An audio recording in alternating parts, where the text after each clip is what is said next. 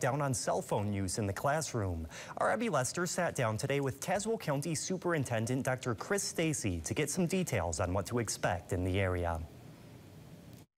Virginia Governor Glenn Youngkin issued an executive order Tuesday in an effort to move closer to a cell phone-free education in Commonwealth schools.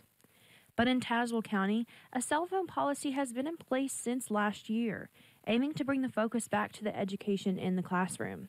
Superintendent Dr. Chris Stacy says that he understands what the governor is doing and wants to reassure parents that they are still able to contact their child if needed. And gradually, as the year went on, the students got acclimated, the parents got acclimated.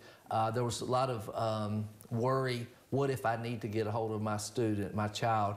And of course, all of our schools have resource officers, all of our schools have office phones and things, and that's what we've directed our parents to do.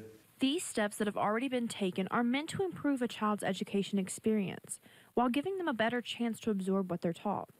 While students are allowed to bring cell phones into the school building, they are not allowed to have the phones with them during school operating hours.